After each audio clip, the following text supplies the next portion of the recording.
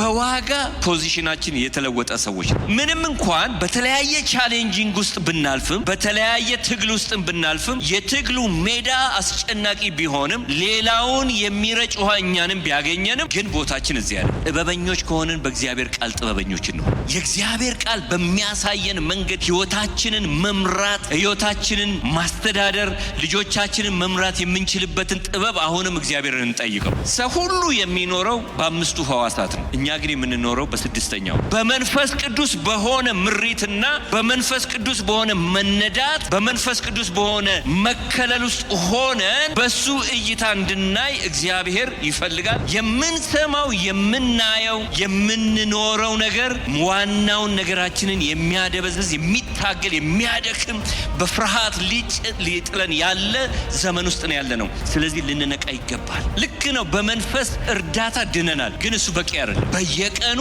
ያን የዳንበትን በመንፈስ ቅዱስ መዳንን ወይም ልጅነትን ያገኘንበትን ያንን ልጅነት ወደ እግዚአብሔር ልጅ ሙላት ከፍ የሚያደርገን በእግዚአብሔር መንፈስ ተሞልተን በእግዚአብሔር መንፈስ ስንመራ በእግዚአብሔር መንፈስ ስንማር የእግዚአብሔር ምክር በየቀኑ ስናገኘው በቃ ቢሆንልኝ አለ ጳውሎስ። ቢሆንልኝ እሱ እንደሞተ ብሞት። ጴንጤነት እዚህ ተሰብስቦ መዘመር አይደለም፣ ከጠነጠጡ በደንብ መበንጠጥ ነው። እሱም በመንፈስ መቃት፣ በመንፈስ መንደድ፣ በመንፈስ መወረስ፣ እንደ ፈቃዱ መውጣትና መግባት፣ በእግዚአብሔር ፈቃድ እውቀት መሞላ፣ በየቀኑ በሱ ሐሳብ መገኘት እግዚአብሔር ያርግልን።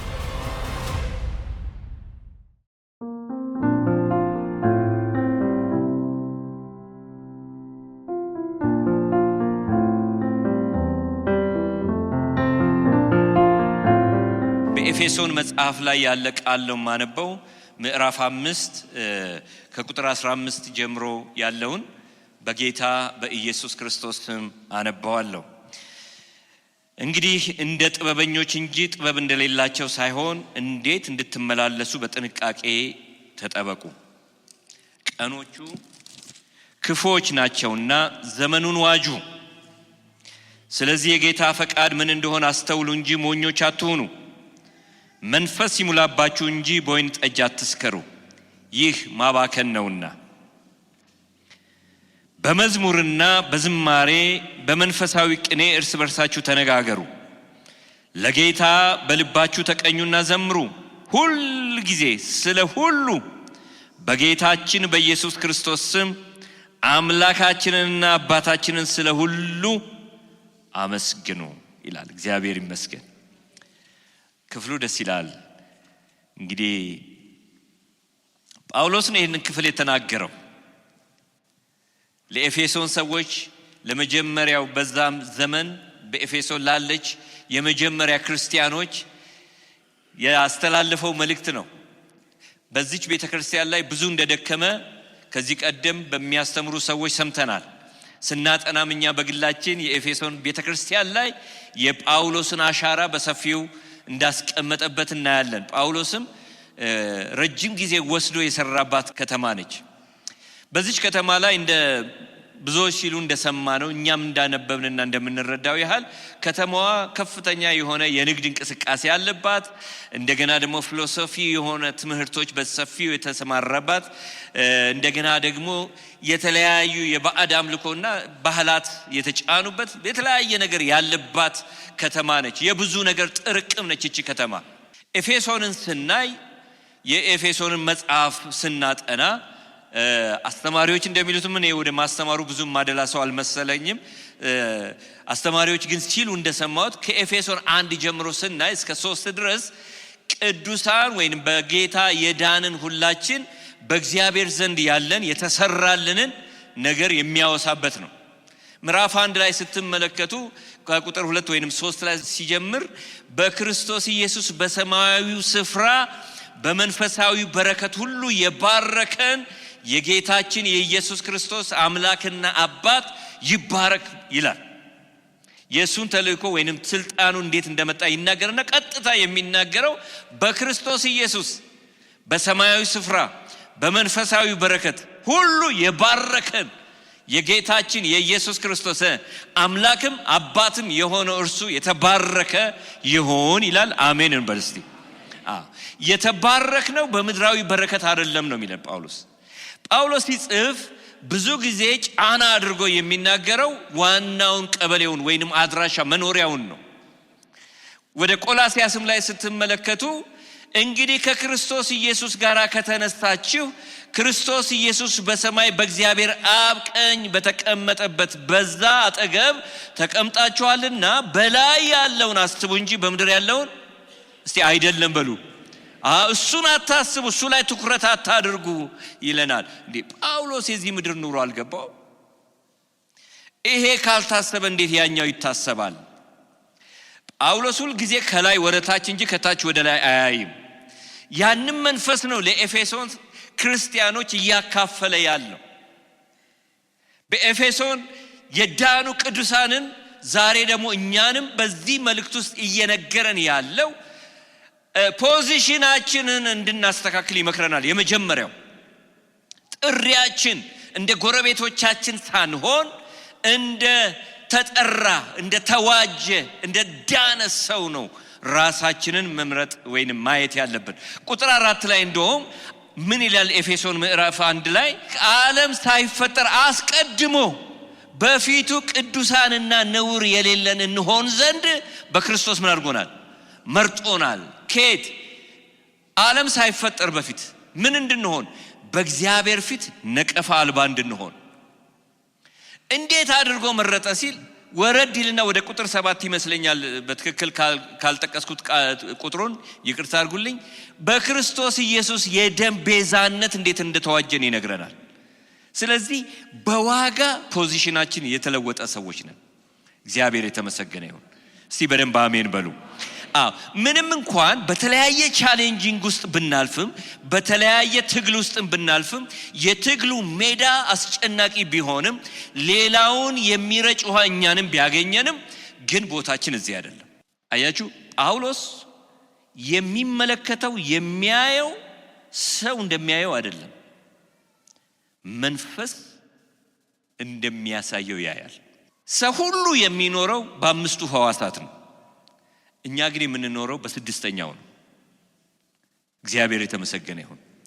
መኖርም ያለብንም በጣም ደግሞ ልንለማመድና በጣም አዘውትረን ልንደግፍበት የሚገባው ስድስተኛው የተገጠመልን ነገር ላይ ነው። እሱም መንፈስ ቅዱስ ነው። በመንፈስ ቅዱስ በሆነ ምሪትና በመንፈስ ቅዱስ በሆነ መነዳት በመንፈስ ቅዱስ በሆነ መከለል ውስጥ ሆነን በሱ እይታ እንድናይ እግዚአብሔር ይፈልጋል፣ ደሞም ይርዳል። እሱን ካየን በጣም ጤነኛ ነው የምንሆነው። ጳውሎስ በአንዳንድ አስቸጋሪ ሁኔታ ውስጥ ሲገባ ቆሮንቶስ ላይም እንደምታዩት ከእናንተ ጋር ሆኜ ይሄንን ጦርነት እንኳን ማድረግ አልፈልግም፣ እኔ ብቻዬን ነው ጋፈጠው ምናምን ይላል አንድ ቦታ ላይ ስታዩ። እና ደግሞ አውቀዋለሁ ምሽግን ለማፍረስ የሰውን አይምሮ ሁሉ ለመማረክ ደግሞ እኔ ጋር ያለው ጉልበት ብርቱ ነው ይላል። ምንድነው ካላችሁ መንፈሳዊ ጦርነት ውስጥ በመንፈሳዊ ነገር ስለሚዋጋ ነው ሰውየው። ያንን እግዚአብሔር እንዲያሳየን ለኔም ለእናንተም ይርዳል።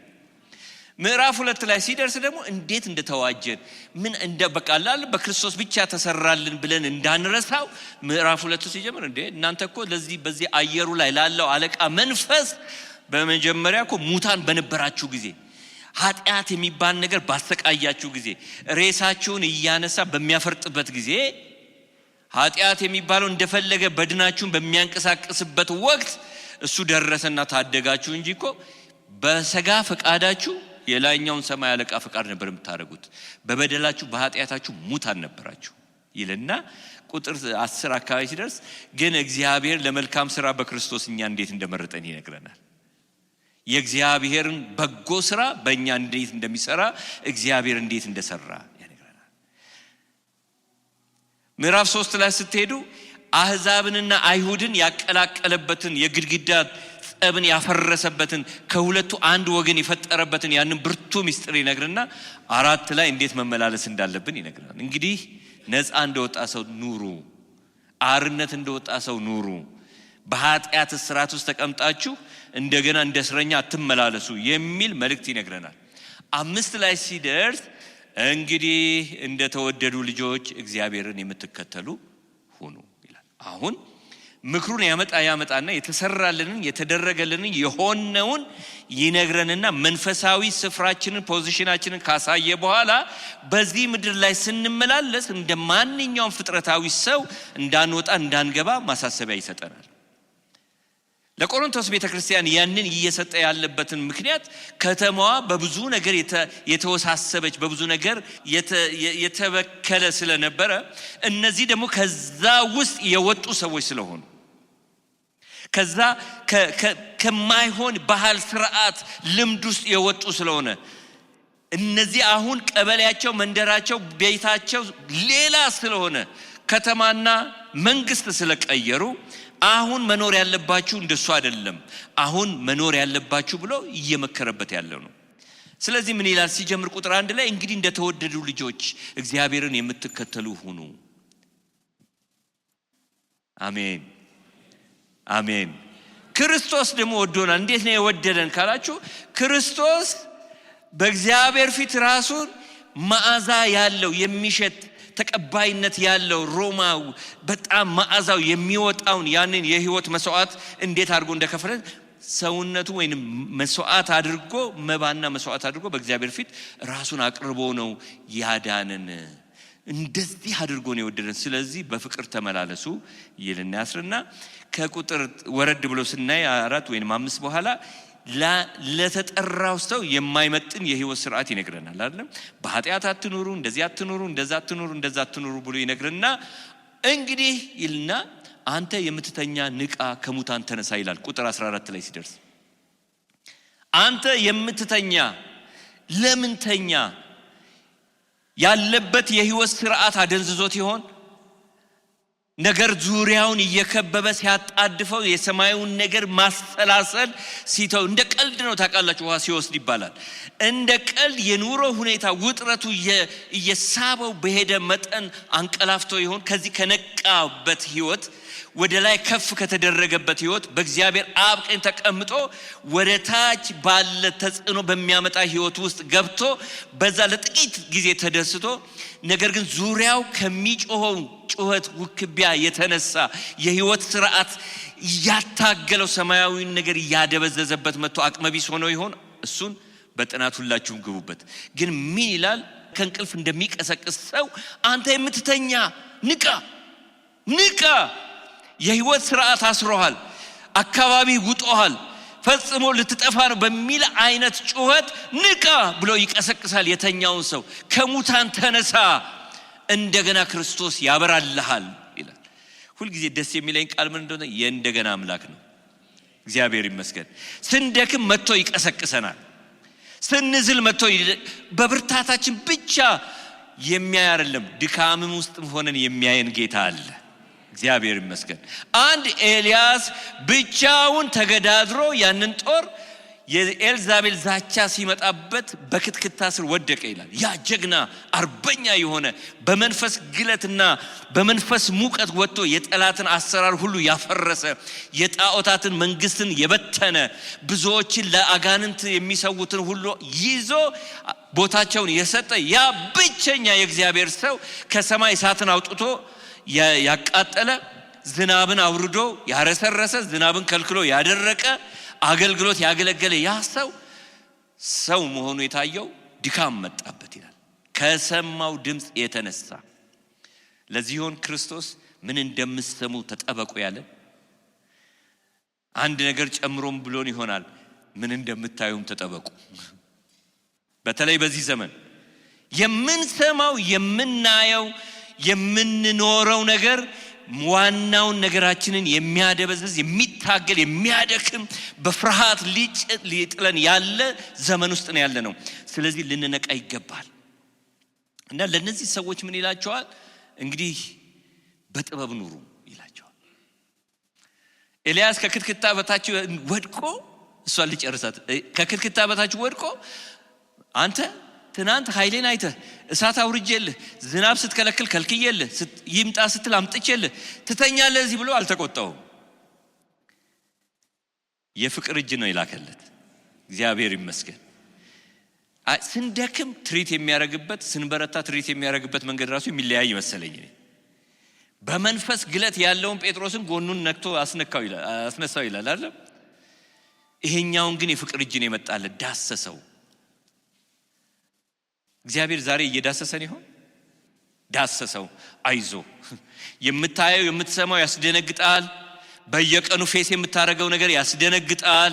የምትኖርበትን ስርዓት አስጨናቂ ያደረገውን የኑሮ ውጥረትንም ያይተው መደንገጥ ያያል፣ ያስደነግጣል። ግን በዚህ ውስጥ ሆኖ በፍቅር እየዳሰሰን ይሆናል። እግዚአብሔር ሁሉን ይችላል። ይችላል እኮ እግዚአብሔር ይመስገን።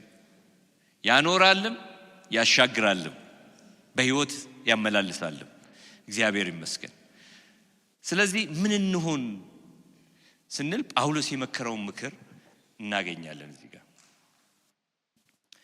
እንግዲህ እንደ ጥበበኞች እንጂ ጥበብ እንደሌላቸው ሳይሆን እንዴት እንድትመላለሱ በጥንቃቄ ተጠበቁ። ምሳሌ 1 ላይ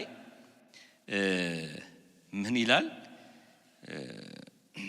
ይቅርታ እሱን ላንብበው ብዬ ነው። በጣም ስለ እግዚአብሔር ምን ሊለን ፈልጎ ነው እያልኩኝ ሳስብ ስለነበር ነው። አላዋቂዎች ከጥበብ መራቅ ይገድላቸዋልና ይላል። አላዋቂዎችን ከጥበብ መራቅ ይገድላቸዋል፣ ሰነፎችን ቸልተኛ መሆን ያጠፋቸዋልና። የሚሰማኝ ግን በእርጋታ ይቀመጣል፣ ከመከራም ስጋት ያርፋል። በዚህ ነበር ስትጸልይ የነበረው ዛሬ ማለዳ ላይ። እኛ የበራልን ከመንፈስ ቅዱስ የተረዳ ነው። በእግዚአብሔር ቃል ወደኛ ዕውቀት ሆኖ የመጣ አንድ ብርቱ ዕውቀት አለን አይደለም? እንዴት እንደምረዳ እዩ ብሎ ጳውሎስ የክርስቶስ ኢየሱስን ምስጢር እንደሚናገር እንዲሁ የክርስቶስ አዳኝነት፣ ጌትነት አይደለም፣ አባትነት፣ ወንድምነት፣ አብሮነት በደንብ በእግዚአብሔር ቃል መንፈስ ቅዱስ ያስረዳን ሰዎች ነን። ግን አንድ ብርሃን በርቶልናል፣ አንድ ዕውቀት አግኝተናል ከእግዚአብሔር ዘንድ። ግን አላዋቂዎች ከዕውቀት ሲመለሱ ግን ቅድም እንዳነበብ ነው የሚሆነው። እግዚአብሔር ከዛ ዕውቀት እንዳንጎድል ይጠብቀን። ምክንያቱም በክርስቶስ ኢየሱስ ያለው የሕይወት መንፈስ ነው የሚያበረታን። የምናየው ሎጂክ የሆነውን ነገር እናውራ ካልን እንጠፋለን ወንድሞቼ ሆይ። አላለው እውነታውን ካዱ አይልም እኮ መንፈስ። በእውነታ ውስጥ ግን የሚያኖር ጌታ አለ ነው እያለን ያለው። በአስጨናቂ ነገር ውስጥ እንዴት ማምለጥ እንደምንችል የኛ ጥበብ ከላይ ነው የሚመጣው። የኛ ጥበብ ሰማያዊ ነው። የኛ ጥበብ የእግዚአብሔር ቃል የሚለንን ነው። ስለዚህ ጳውሎስ ለነዚህ ሰዎች የሚናገረው እንግዲህ እንደ ጥበበኞች እንጂ ጥበብ እንደሌላቸው እንዳትመላለሱ። ጥበብ ሲል ጥበብ ምንድነው ጥቅሟ ብለን ስናይ እንደየዘርፉ ይተነተናል። ግን እኔ በገባኝ መጠን በጥንቃቄ ነገሮችን ማስተዋል መቻል ራሱ ጥበብ ነው። ሁኔታውን ዙሪያችን ያለውን ነገር ሁሉ በጥንቃቄ ማየት ምን ማለት ነው? በጥንቃቄ ነገርየውን አይተን ከእግዚአብሔር ቃል ጋር አዛምደን መንፈስ ቅዱስ ምን እንደሚለን ሰምተን ነገሩን አብላልተን እንድንወስን፣ እንድናይ፣ እንድንመረምር ጥበብ ይረዳናል። ያ ጥበብ ከእግዚአብሔር ነው የሚቀዳው። አንዳንድ አጠገቤም ያሉ ወንድሞች እህቶችንም አውቃለሁ። በጣም ካላቸው ነገር የተነሳ አንዳንዱ ነገር በወድላቸውም አንዳንዱን ነገር ግን እፈራለሁ። ምንም ነገር ሲመጣ በቅንነት ወዲያው መልስ የሚመልሱ ሰዎች እፈራለሁ። ጊዜ ስጡ ወንድሞች ሆይ። ለኑሮ ቶሎ መልስ አትስጡ። ለከበባችሁ ቶሎ መልስ አትስጡ። ጥበበኞች ሁኑ። እግዚአብሔር በዚህ ውስጥ ምን ይላል? አንድ ነገር ትዝ አለኝ። አሁን አንድ በጣም የምወደው ወዳጄ ወደ ጌታ ሄዷል። ታስታውሳላችሁ አይደለም? ኢህአዲግ አንድ ወቅት ላይ በቤት ኪራይ ያሉትን ሰዎች ሁሉ ማስወጣት የጀመረበት ጊዜ ነበረ እና ይሄ ወዳጃችን የኔም የዮኒም ወዳጅ ነው። ውጣ ተባለ። እሱም ትልቅ ቤት ነበር የያዘው እና በጣም በብዙ ነገር ጥበበኛ ሰው እንደሆነ ነው የማውቀው። በብዙ ነገር አስተዋይ ሰው እንደሆነ ነው የማውቀው።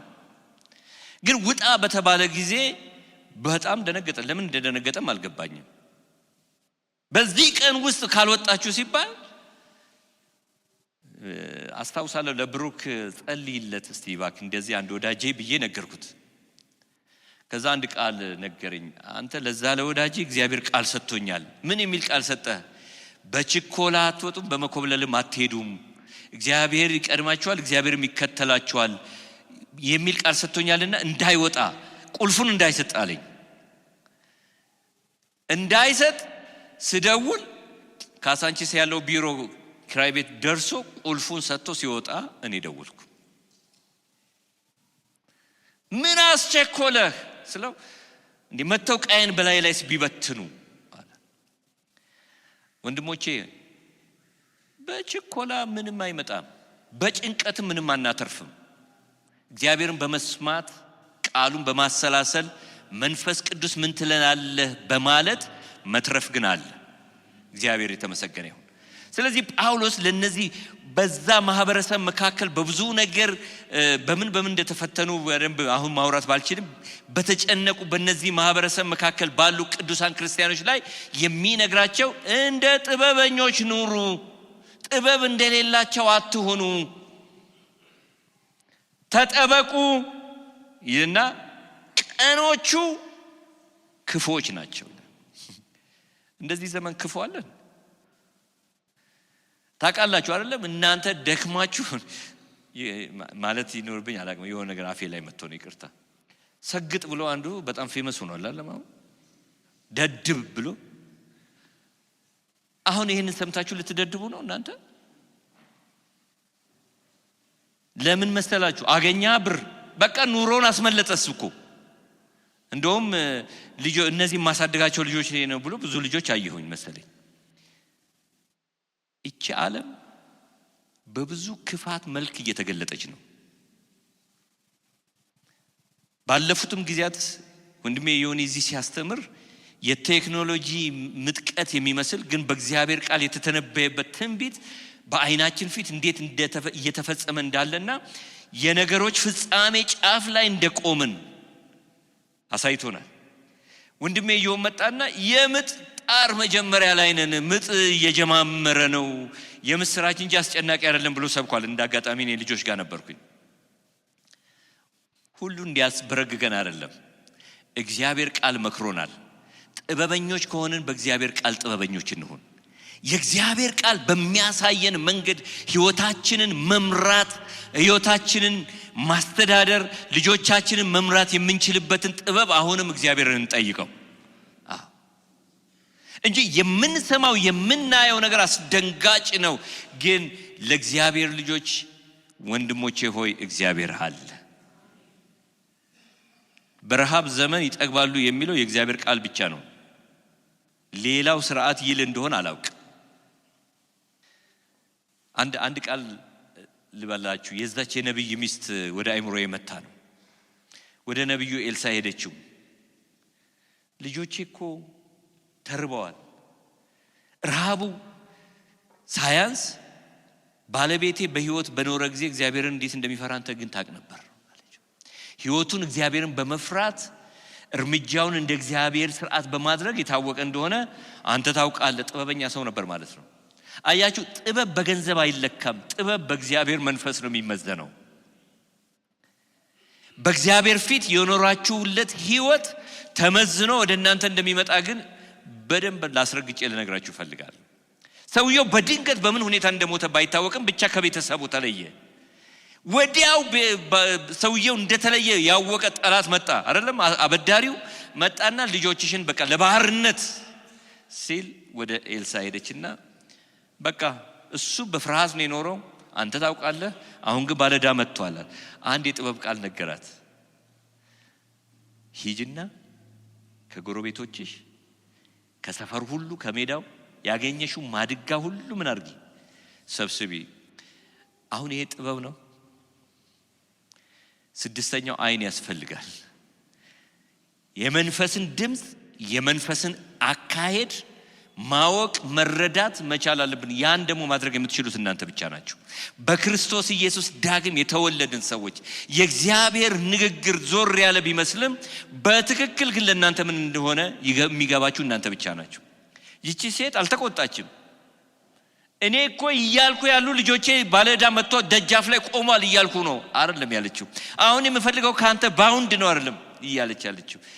ጥያቄዋ እሱ ነው፣ መልሱ ግን ሌላ ነው። ሂጂና ሰብስቢ፣ ከዛስ በርሽን ዝጊ፣ ከዛስ ዘይት ገልብጪ። ቤትሽ ምንድነው ያላት? የዘይት ማድጋ ማሰሮ። በቃ እሱን ዝም ብለሽ ገልብጪ። እንደሌለው እኮ ታውቃለች፣ እንደሌለው ታውቃለች። ግን በጥበብ የተሞላች ሴት ነች። የዚህ ዓለም ጥበብ የሚለውን እግዚአብሔር ጥበብ አይለውም። የእግዚአብሔር ጥበብ የራሱ ጥበብ ነው፣ የራሱ ድምፅ ነው፣ የራሱ አካሄድ ነው፣ የራሱ መንገድ ነው፣ የራሱ ቃል ነው፣ የራሱ ምክር ነው። እሱን መከተል ከቻልን ከዘመን እናመልጣለን። እሱን መከተል መስማት ከቻልን እንተርፋለን። ውጪውን ከሰማን ግን ለጊዜው ይመስለናል እንጂ ግን እንዋጣለን። ስለዚህ ለነዚህ ሰዎች የሚነገር ቀኖቹ ክፉዎች ናቸው። ስለዚህ ዘመኑን ዋጁ። በምን? እግዚአብሔርን በመምሰል፣ እግዚአብሔርን በመከተል፣ ቃሉን በማድመጥ በማሰላሰል። አንዱ ይሄ ነው የሚነግራቸው። ጥበብ ህይወትን አደጋ ላይ ሊጥል የሚችለውን ነገር አይቶ፣ ህይወት የሚለው የዚህ ምድር ኑሮን አይደለም፣ የተጠራንበትን በክርስቶስ ኢየሱስ የተገዛንበትን የዳንበትን ያንን መንገዳችንን አደጋ ላይ ሊጥል የሚችል ነገር እንደመጣ አይቶ ለዛ ነገር በጥንቃቄ ራስን እየጠበቁ ከዛ መሸሽ ማለት ነው። የተገኘ ሁሉ ዛሬን ያስመልጠን ተብሎ አይገባም። ወንድሞችና እህቶች፣ የሰነፍ መንገድም አንሂድ። እግዚአብሔር ያውቀዋል፣ በቃ ንስሐ እገባለሁ የሚልም እሱ ስንፍና ነው። ወንድሞችና እህቶች፣ እግዚአብሔርን ስንሰማ ማትረፍ ይመጣል። እግዚአብሔርን መከተል፣ እግዚአብሔርን ማየት ስንጀምር ማምለጥ ይሆንልናል። ስለዚህ ለነዚህ ሰዎች የሚነግራቸው እሱ ነው። ዘመኑ ክፉ ነው። ስለዚህ ቅደሙትና እናንተ ግዙት። ከዘመኑ ክፋት የናንተ ጽድቅ፣ የናንተ ንጽህና፣ የናንተ እግዚአብሔርን መውደድ፣ የናንተ ልዩነት ጎልቶ ይውጣ። በእግዚአብሔር መንፈስ፣ በእግዚአብሔር ቃል ባካሄዱ ከፍ ብሎ ይታይ ይላቸዋል። አያችሁ፣ መንፈስ ቅዱስ እኮ ኢየሱስ ክርስቶስ ሲልካው ዋናው ስራው ይሄ ነው፣ ህዝቡን መምራት ነው። ወደ እግዚአብሔር ዘላለማዊ እቅድና ዓላማ ወደ ተጠራለት ወደ ተሰራለት ግብ ማድረስ ነው። የመንፈስ ቅዱስ የሚመራንና የሚያደርሰን ግን ስንሰማው ነው። ሲመክረን ስናደምጠው ነው። ሲመራን ስናየው ነው። ሲገስጸን እሺ ስንል ነው። ለመንፈስ ለሆነው ድምፅ ንቁ የሆነ ልብና የአይምሮ እግዚአብሔር ይስጠን። ከዚህ ከፍጥረታዊ አስተሳሰብ አውጥቶ ወደ ታደሰው መንፈሳዊ አይምሮ እግዚአብሔር ያስገባን ፈጥሮ። እግዚአብሔር ሲናገር ወዲያው ትርጉሙ የሚገባው፣ ፍጥረታዊ ሰው አይገባውም። ወንድሞቼ ሆይ፣ ለፍጥረታዊ ሰው የእግዚአብሔር ነገር ምንድነው ይላል? ሞኝነት ነው ይላል። እነሱ ሞኝነት ስላሉ ላንተ ሞኝነት ከሆነ ተሸውደሃል ወንድሜ ሆይ። መታለል ማለት ይሄ ነው። ህይወትን አደጋ ላይ የሚጥለውን ነገር አስቀድመህ ከዛ ነገር ራስን ማሸሽ።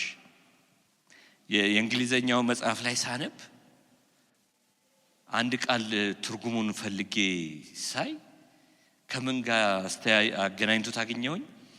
አንድ አምባሳደር ወይንም አንድ ልዑክ ስለ ሀገሩ ጉዳይ ሲደራደር የሚደራደርበት ነገር ሀገሬን ምን ሊያስከፍላት ይችላል ብሎ አስቦ ተጠንቅቆ መወሰን።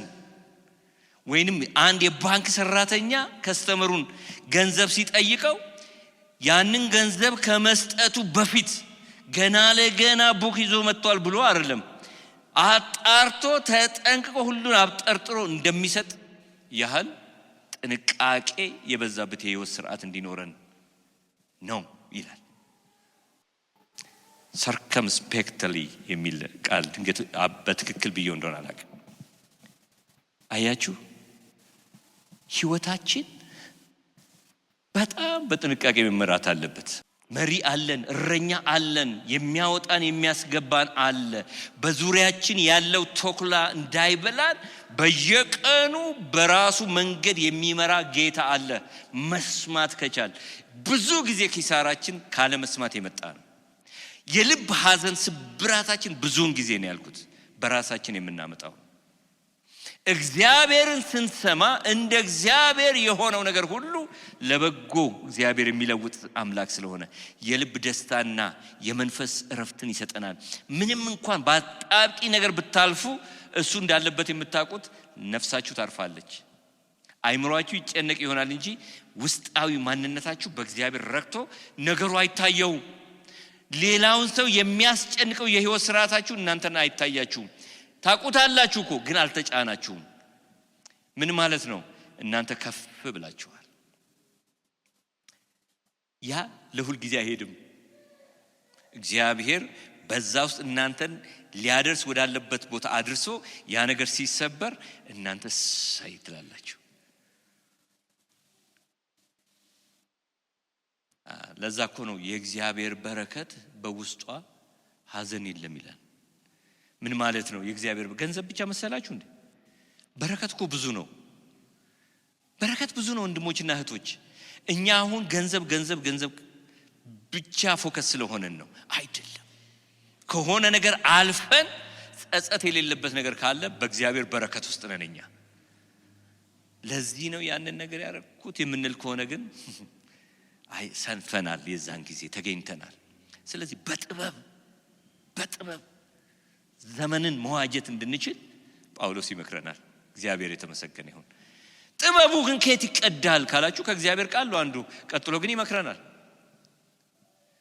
ዘመንን መዋጀት፣ በዘመን ላይ ከፍ ብሎ መቆም፣ በዘመን ላይ መሰልጠን የሚቻለው በእግዚአብሔር መንፈስ፣ በእግዚአብሔር ቃል፣ በእግዚአብሔር ምክር፣ በእግዚአብሔር ድምጽ ውስጥ እስካለን ድረስ እግዚአብሔር ይመስገን። በባትሪ ትፈልጋላችሁ።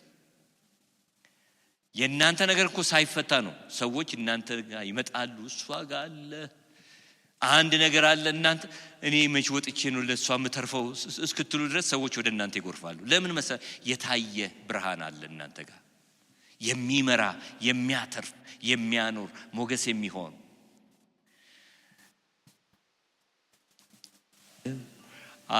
አንድ መዝሙር ነበረ ድሮ፣ አፌን ሳቅ ሞልቶታል እንዴት ዝም እላለሁ። ግን አሁን እስቲ አሁን አይደለም። አሁን መዝሙሩን ስንዘምር ሁላችንም ደስ ይለናል። ስንወጣ ግን አፋችን ሳቅ የሞላው ይመስላል። መመዘን ያለበት እኮ ከዚህ አዳራሽ ወጥተን በፊታችንና በአኗኗራችን ላይ የሚታይ ፈገግታ ነው፣ እረፍት ነው፣ ሰላም ነው። አያችሁ፣ በጥበብ የተመላለሱ ግን ይህን መዝሙር 24 ሰዓት መዘመር ይችላሉ። አንድ ወንድም ታዝቦ ምን አለ? ካርቶን ስዕል ሳለ፣ ስሙን እንዳልጠራ ብዬ ነው። ካርቶን ስዕሉን ሲስል ምን አድርጎ ሳለ? ግንባሩ ጭፍቅቅ ያለ ሰው። የኛ ዘመን ያኔ እጅ እየተወጣ ነው የሚመረጠው መዝሙር ሲባል አፌን ሳቅ ሞልቶታል። ዝማሬው እንጂ ኑሮ ጋራ ያልተገናኘ ህይወት። እግዚአብሔር ከዚህ ይጠብቀን። ጳውሎስ እየመከረን ያለው በጥበብ ኑሩ የሚለን ሁልጊዜ በሰማይ ብርሃንና ድምቀት ውስጥ እንድንኖር። ነገር ሆነም አልሆነም፣ ነገር ተሳካ አልተሳካም፣ በእግዚአብሔር መንፈስ ረክቶና ደስ ብሎት መኖር የቻለ ሰው ማታ ላይ ለቅሶ ነው፣ እሱ ማለዳ ደስታ አለው። ማለዳው እንደ ፀሐይ ወገግታ ፍንትው የምትልለት ሰው እንደሆነ ያስታውቃል። የሰው ወንድሞችና እህቶች እንደው እዚህ ምድር ላይ የጫርን ዘመናችን አይለቅ። እዚህም ሆነን የሰማዩን ጠረን የምናሸትበትን አቅም እግዚአብሔር ይጨምርልን። በሰማይ ብርሃን የምድርን እያየን እቺ ጊዜያዊ ነች ረግጫት አልፋለሁ የምንልበትን አቅምና ጉልበት እግዚአብሔር ይጨምርልን። ወንድሞቼ ህይወት እንዴት ቻሌንጂንግ እንደሆነ እኔ አትነግሩኝም። እየኖርኩበት ነው፣ እያለፍኩበት ነው። ግን ይህንን የህይወት ቻሌንጅን ማለፍ የሚቻለው በመንፈስ ቅዱስ መሆን ነው። በእግዚአብሔር እሳት ውስጥ መክረም ነው። በእግዚአብሔር ቃል ውስጥ ኖሮ መመላለስ ነው። እግዚአብሔር የተመሰገነ ይሁን። እግዚአብሔር ለዚህ አቅም ይስጠን፣ አቅም ይስጠን። የዛን ጊዜ አፌን ሳቅ ሞልቶታል። እንዴት ዝም እላለሁ? ማዳኑን እያየሁ ያደረገልኝን እንዳለው ቅድም ዳኒ እንደዘመረው በቃ ስንዘምረው እውነተኛ ደስታ ከነፍሳችን ይፍለቀለቃል። ዘምረን እንኳን አንጠግብም።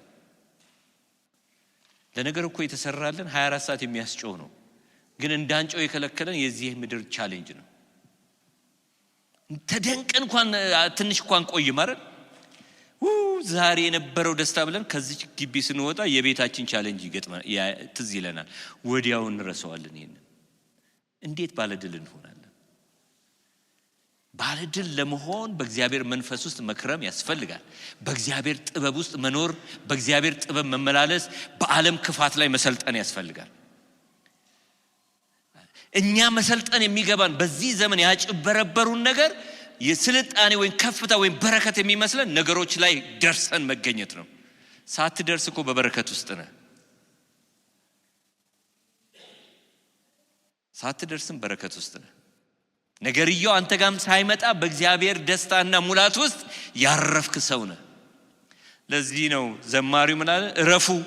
እረፉ ምን አርጉ? እኔ አምላክ እንደሆንኩ ወቁ ይላል ጌታ አለ። ዝማሬ ቢሆንም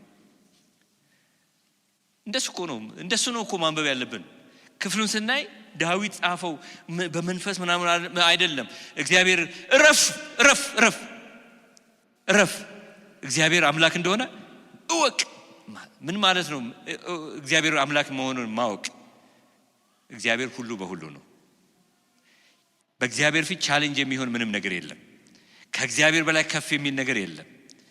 ምን ልሁና አልን አይደል? ምን እንሁን? ቢበራ እኮ ቢበራልን እርግጠኛ ነኝ ቢበራልኝ የኔ እግር መሬት ረግጦ አይቆምም ነበር። አንዳንድ ነገር ያልበራልን ነገር እንደሆነ ነው የሚገባኝ። እኔ ክርስቲያን የሚዋሸው መዝሙር ላይ ነው ተብሏል። ሰምታችኋል? ክርስቲያን የሚዋሸው መዝሙር ላይ ነው ተብሏል። ሲዘምር በቃ ምድር ለቆ ነው የሚዘምረው፣ ሲወጣ ግን ምድር ውጣው ነው የምታየው። እንዲህ አይነት ህይወት ከኛ እግዚአብሔር ይገላግለን። እኛ በእግዚአብሔር ክንድ እንድንሻገር የተጠራን ሰው ነን። እግዚአብሔር ይመስገን። ኤርትራ ባህርን እንደ ሙልት ብላ ፈርዖን ከኋላ እየተከተለ በዛ ሙላት ውስጥ ማለፍ በማይቻልበት ውስጥ የእግዚአብሔርን ድምጽ የሰማ አንድ ሰው ስለተገኘ 6 ሚሊዮን ነው 4 ሚሊዮን ህዝብ ተሻገረ። አንድ ሙሴ መገኘቱ በረከት ነው። እሱ ባይገኝ ያ ሰው ሁሉ ያ ሰራዊት ይውጣው ነበር። በፈርዖን ሰይፍ ይቀላ ነበር። የማይቻለው የተቻለው የእግዚአብሔርን ጥበብ ሰምቶ በእግዚአብሔር ጥበብ መመላለስ የለመደ ሰው በመካከላቸው መገኘቱ ነው። እጅህን አንሳና እስቲ ዘርጋው ሲለው ሲዘረጋው እንደ ግንብ ሆነ ይለናል። እግዚአብሔር የተመሰገነ። ከዚህ የበለጠ ጥበብ ምን አለ እንዴ? የለም እኮ ወንድሞቼ ሆይ፣ ምትሃት እኮ አይደለም፣ አስማት አይደለም፣ መለኮታዊ እጅ ነው። እግዚአብሔር ይመስገን። መለኮታዊ ክንድ። አይ ኢያሱ እንደሱ አይደለም፣ ሙሴ እንደሄደው አይደለም አንተ የምትሄደው። ካህናቶቹ ታቦቱን የተሸከሙት በቃ አስቀድመው እግራቸውን እንደ መከር ጊዜ በሞላው የዮርዳኖስ ወንዝ ውስጥ እግራቸውን ያጥልቁ። ይሄ ጥበብ ነው። በቃ እናንተ በፊዚክስ በምናምን ያገኘነው ብቻ ነው አይደል ጥበብ? ኖ ከሱ የበረታ ጥበብ የእግዚአብሔር ጥበብ አለ። ደረጀ እኮ ለዚህ ይመስለኛል እሱን አይቶ ሞኝነም አልተማረም አሉኝ ለእግዚአብሔር አድሬለት ቢያዩኛል። ጥቅሜንና ምንን ስለ አለማወቃቸው ያዘንኩላቸው። ሊታዘን የሚገባው ይሄንን ምክር ላጣ ህዝብ ነው፣ በውጭ ላልነው። በዚህ ጥቂት አይምሮ ተፈላስፌ ሁሉ ልድረስ በሚለው አይምሮ አናውናር እኛ ግን ተውጠን ቀረን። እግዚአብሔር ከኛ ላይ ይስበረው እያልኩ ያለሁት ምንም ያልተዛባ ነገር ስንኖር፣ ስንነግድ፣ ስንሰራ እንደ ጥበበኞች እንኖር ነው እያልኩ ያለሁት እንዴት አድርገን ቻሌንጂንጉን ያወከው አንድ ወንድማችን እኮ በቃ በዛ በሰማይ ብሎ የሆነ ድሮ የመንግስት ሰማያትን በጣም ይሰብክ ነበር። በዛ ሐዘን የለም ለቅሶ የለም ሲል በዛ ምንድነው የለም ያለው አገር ውስጥ ገቢ እዛ የለም ማለት ብዙ ነጋዴዎች አሁን ፈገጋሉ። ችግራችሁ ተነክቷል አላ የሚያስጨንቅ አለ። በእውነት ሰርታችሁ የእውነቱን አልቀበልም የሚል አለ። አውቃለሁ እንደዛ አይነት ከተማ ውስጥ እንዳለን። ግን እግዚአብሔር ምክር ከሰማን ግን ይቻላል። ከእጃችን ነገር ሊመነምን ይችላል። ሲመጣ ግን ሁሉም ቀድሞ መገኘትም ይቻላል። እግዚአብሔር ይመስገን። እንዴት ነው እሱ የሚሆነው? እሱ ኑሩና ወቁታ እኔ ምን አውቃለሁ። እግዚአብሔር ግን በጥበብ ኑሩ። የክፋትን ኑሮ፣ የክፋትን ዘመን፣ የክፋትን ሰዓታት ሰልጥኑበት። ከመሰልጠኑ በፊት እናንተ ሰልጥኑበት። ከመዋጣችሁ በፊት እናንተ ዋጡት። ይዋጣልኩ። የረሃቡ ዘመን በጥጋብ ዘመን ተውጧል አይደለም?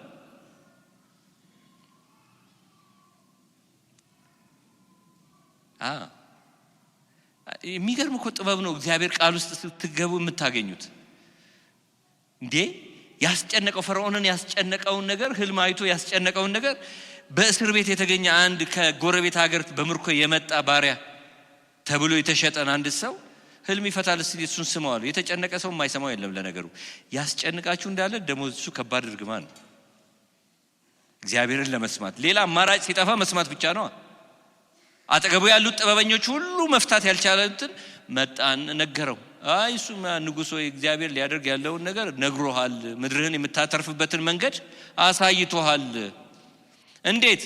እነዛ በጣም የወፋፈሩ በሬዎች የጥጋብ ዘመኖች ናቸው 7። በዚህ ዘመን ግን ተጠንቅቀህ የኔን ምክር ስማ አለው። ጎተራዎችን በደንብ አዘጋጅና ሙላቸው አለው። ጠቅጥቃቸው። ከዛስ እነዛ የከሱት ደግሞ 7ቱ በሬዎች የረሃብ ዘመኖች ናቸው። ከዚህ የበለጠ ጥበብ ምን አለ? እግዚአብሔር ሲመክር እኮ አይሳሳትም። ቀደመው እግዚአብሔር እና ረሃብ ሊፎክር ሲመጣ ኦሬዲ ተቀድሟል። በእግዚአብሔር ምክር ህዝብን ሊውጥ፣ ህዝብን ሊያስጨንቅ፣ ምድርን ሊያጠፋ የመጣ ረሃብ በእግዚአብሔር ምክር ተቀደመ። እግዚአብሔር የተመሰገነ ይሁን። ኦሬዲ እግዚአብሔር አስቀድሞ ተዘጋጅቶ ጠብቆታል። ምን እንደማለት ነው? ጠላት ወደ ምድር ሲመጣ ከሱ በተሻለ ኃይል ታጥቆ ገዢ መሬቶችን ይዞ መጠበቅ ማለት ነው በነጋሽ ግርማ ቋንቋ። ከዛስ ከላይ ሆኖ መልቀም ነው። ልክ እንደዛ ያደረገው ነው የሚመስለኝ። የረሃብን ዘመን የእግዚአብሔር ጥበብ የክፉን ዘመን ያስመልጣል። ስለዚህ ዘመኑን ዋጁት። እንዴት ነው የሚዋጀው? ሞኞች አትሆኑ ካለ በኋላም ይላል መንፈስ ይሙላባችሁ ይላል። እግዚአብሔር እስቲ መንፈስ ይሙላብኝ በሉ። እስቲ ድገሙት ባካችሁ። እንደው በደንብ ሙሉ ስሙን እንጥራውና መንፈስ ቅዱስ ይሙላብኝ በሉት። እግዚአብሔር የተመሰገነ። መንፈስ ቅዱስ ስፍራውን ሲይዝ፣ መንፈስ ቅዱስ ሁሉን ሲሞላ ሲቆጣጠር፣ ሃያ እግዚአብሔር የተመሰገነ ይሁን። እግዚአብሔር የተባረከ ይሁን። መንፈስ ይሙላባችሁ እንጂ በወይን ጠጅ አትስከሩ አላቸው። እኔ ይሄ በወይን ጠጅ አትስከሩ ገባ ብዬ አላጠናሁም፣ ግን እንዲሁ አንዳንዴ ከየሰው የሰማሁት አንዳንድ ሀሳቦች አይምሮ ውስጥ ስላሉ ከነሱ ጋር ይሄ ኡርጂ የሚባለው የጣዖት አምልኮ አይነት ይሄ በተለያየ ድግስ መብል መጠጥ ውስጥ ረክቶ ጨፍሮ እዛው ደግሞ መስዋዕት የሚያደርጉት የረከሰ ላይፍ ውስጥ የሚከት ስርዓት አለው ያቺ ከተማ። እንዲህ አይነት አምልኮ እንደሚደረግ ያውቃል ጳውሎስ። ስለዚህ ልክ እንደነሱ አቅልን የሚያሳጣ የህይወትና የወሬ መባዘን ውስጥ አትግባ ያለው ይመስለኛል። እግዚአብሔር የሚመራው በቅድስና ነው። እኔ ቅዱስ እንደሆነ ቅዱስ ሁኑ የሚል ጌታ ነው። ስለዚህ ለመቀደስ የሚያስበቃ የመንፈስን ኃይል በየቀኑ ተሞላ። እነ ጴጥሮስ ትዝ አሉኝ። እነ ጴጥሮስ ታውቃላችሁ አይደለም? አንድ ባለጠጋ መጣና እኔ እኮ ምናምን ከልጅነቴ ጀምሮ አድርጌያለሁ አለው ጌታን። አይ በቃ አንድ ነገር ነው የቀረ፣ ሂድና ያለህን ሸጠና ሲባል ፊቱን ጥሎ ሄደ።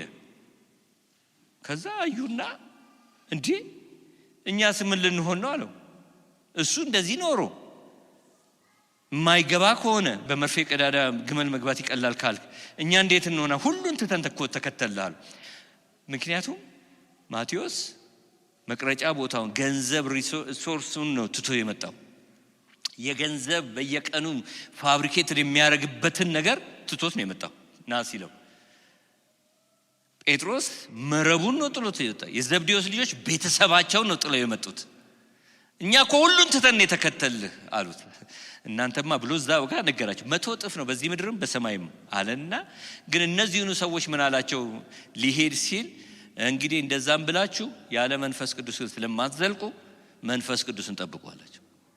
ሁሉን ለጌታ ትቻለሁ ብለን ተዝናንተን የምንቀመጥበት ዓለም አይደለም። ልክ ነው፣ በመንፈስ እርዳታ ድነናል፣ ግን እሱ በቂ አይደለም።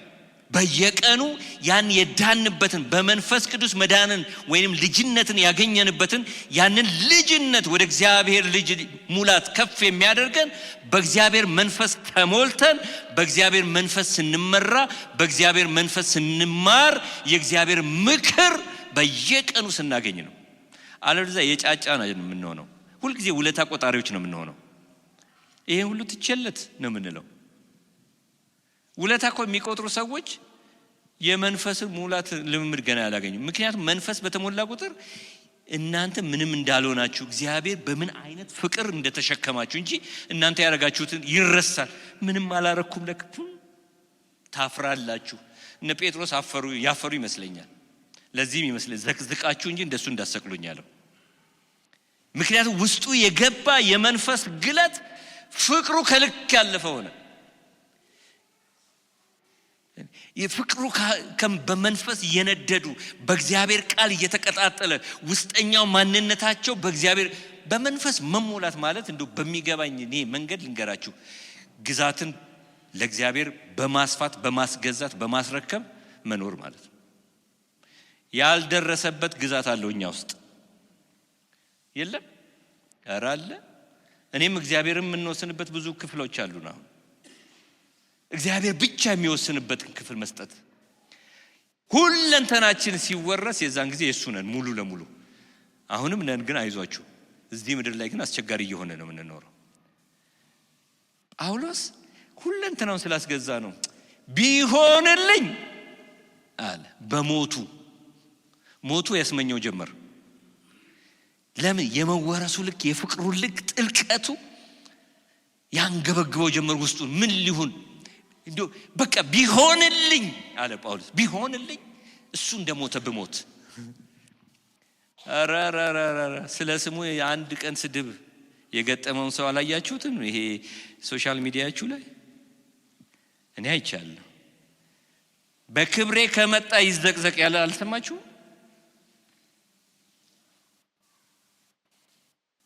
ወገኖቼ መንፈሳዊ ነገር ጨዋታ አይደለም።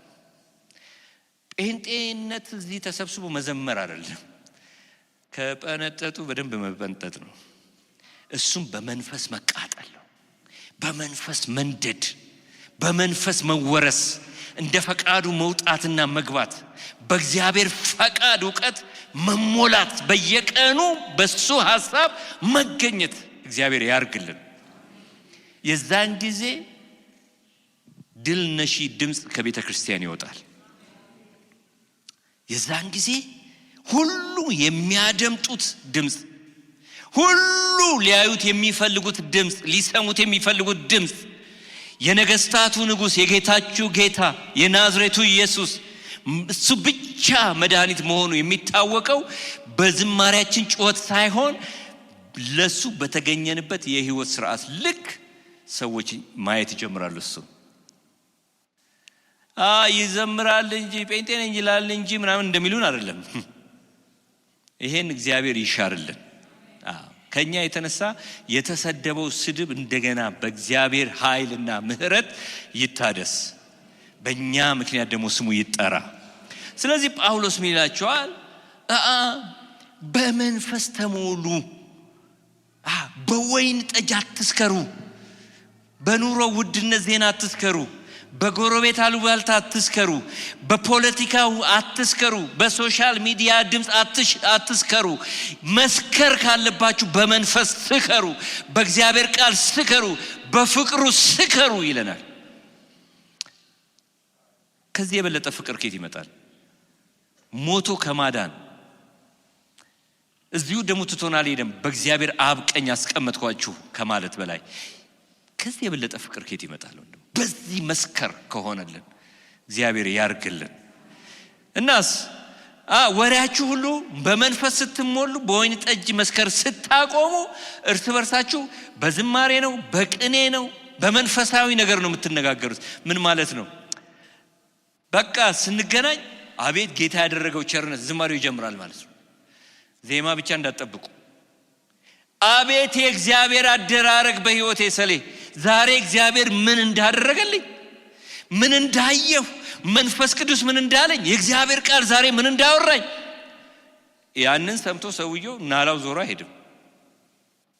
10 ደቂቃ እኮ ቢቆይ ከኔ ጋር ተስፋ ቆርጦ ይሄዳል ሰው። አሁን ከዚህ ስርዓት እግዚአብሔር ይገላግለን። ማውራት የተገባን ትልቅ ዜና አለን። እግዚአብሔር የሰጠን የህይወት ስርዓት አለን። አገራችን ሌላ ነው። እግዚአብሔር ቢፈቅድ ቢልልን እንደነ መርዶክዮስ ዘመን ነው መሆን ያለብን። አንድ ህዝብ አለ በህዝብ መካከል ስርዓታቸው ካንተ ስርዓት ጋር የማይገጥም መባል ነው ያለበት እኮ አይደለም እንዴ? ስርዓታቸው ከስርዓት ጋር፣ ወጋቸው ከወግ ጋር፣ እምነታቸው ከእምነት ጋር የማይሄዱ ለህግና ላወጣው ነገር የማይገዙ ቶሎ የማይንበረከክ አንድ ህዝብ አለ። እነሱ ካልጠፉ ሰላም የለህም አሉ። እንደዚህ ይታወጅብናል አይመስለኝም። ግን ሊሆን የሚገባው እንደዚህ ነው። እንዴ መብታችን ነው። በምንድነው ይሄ ምንድነው ይባላል? ይሄ የፓርላማው ስርዓት ምንድነው ይባላል? ህገ መንግስቱ የሰጠን መብታችን ነው ሲል አንዱ ሰምቼው አፈርኩኝ እኔ። እኛ እኮ መብት የለንም እዚህ ምድር ላይ። ይሄን ስል ቶታሊ ኢትዮጵያዊ አይደለንም እያልኩ አይደለም፣ ለይታችሁ ስሙ። ግን እንዲህ ልንከራከር የምንችል ሰዎች አይደለንም። እነ ጴጥሮስ እንግዶችና ምጽአተኞች ነን ነው ያሉት። እኩል ዜግነታችንን የምናወራ ከሆነ ዜግነት አልቀየርንም ገና። ለዚህ ነው ትንሹ ነገር ቶሎ ቀያችንን የሚለየው። ጎሳችን ቶሎ ይለያል። ግን እኮ የኛ አባት ሰማይ ነው፣ እግዚአብሔር ይባላል። በክርስቶስ ኢየሱስ ተወልደናል። ህጋዊ ሰነድ በግንባራችን ላይ አለ። የደም ምልክት አለብን። ስለዚህ እርስ በርስ እንገናኝ እንኳን የምናወራው ወሬ ጠፍቶብናል። አሁን ግን ተቀኙ የሚላቸው ለነዚህ ሰዎች በመንፈሳዊ ቅኔ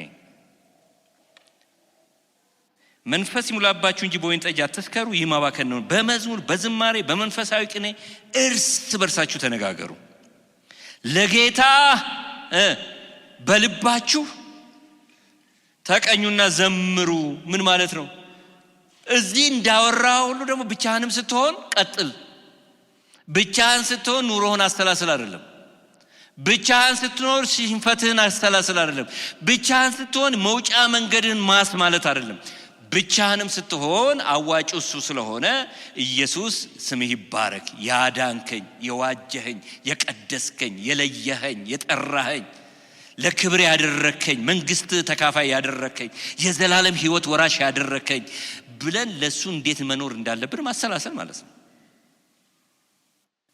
ሲገሌ ከሄኖክ ነው የተዋስኩት። ገባን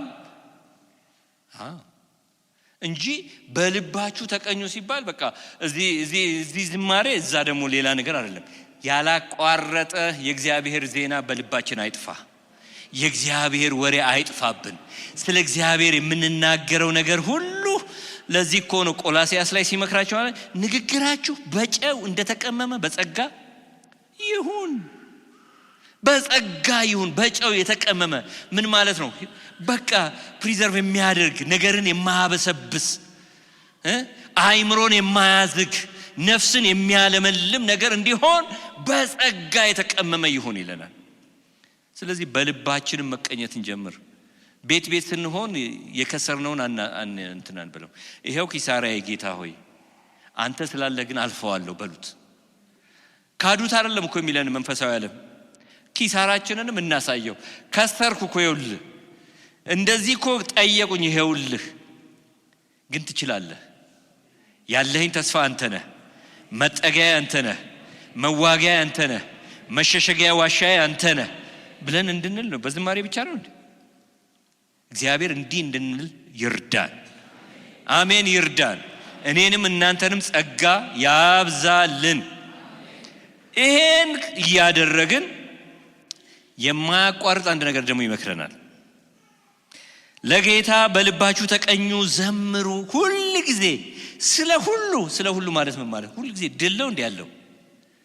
ስለ ሁሉ ስለተኛህበትም ስለ ሁሉ ነው አይደል እንዴ? ጤና ስንሆን ብቻ አይደለም። ጠላት መጥቶ ማጭሮን ሲያስተኛንም እናመሰግነዋለን። ስጋዬን ቧጨርክ እንጂ ነፍሴን አታገኛትም። የነፍሴ ጌታ አምላኬ ነው፣ እኔ ለዘላለም ተርፌያለሁ እያል እንድናመሰግን ማለት ነው። እግዚአብሔር ይባረክ።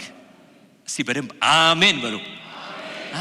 በቃ ወንድሞቼ ሆይ የክርስቲያን ጀርባው አጥንት ነው የሚለውን ዮኒ ድሮ እኛ እኮ ፓስታ አይደለንም ቶሎ ተልፈስፍሰን አንወድቅም ይል ነበር። ፓስታ ስትቀቅሉት ነው አይደል እንደዛ የሚሆነው። መከራ ቀቀለን እንዴ እናንተ? ቶሎ ልፍስፍስ ብለን የምንቀመጠው። እግዚአብሔር የተባረከ ይሁን። ብርቱ እጅ ይዞናል ሁልጊዜ ስለ ሁሉ በጌታችን በኢየሱስ ክርስቶስ ስም አምላካችንንና አባታችንን ስለ ሁሉ አመስግኑ በሉ። አመሰግናለሁ በሉ። ስላለፍኩበት ነገር አመሰግናለሁ በሉ። እስቲ ስለማልፍበትም ነገር አመሰግናለሁ በሉ። ምክንያቱም የሚያይ አይን አለ። አያችሁ ዜና ላይ ምን ይላል? በእርሱ ዘንድ ፍጹም የሆነውን ያጸናው ዘንድ አይኖቹ በምድር ሁሉ ላይ ናቸው ይላል። እግዚአብሔር ይመስገን። የማያይ እንዳይመስልህ፣ አይኖቹ ይከታተልሃል። በእርሱ ላይ ያለህን እምነት፣ አቋም፣ ጽናትህን ያያል። ከዛ እሱ ደግሞ መጥቶ ያጸናሃል። መጥቶ ታግሎ ይህስ ጊቻ ነው ብሎ ይሄዳል። መከራው ራሱ ይሄን መጣል አይቻልም ብሎ ይሄዳል። ለምን? የመንፈስ ጉልበት እናንተ ውስጥ ስላለ፣ ብርቱ እጅ ስለያዛችሁ።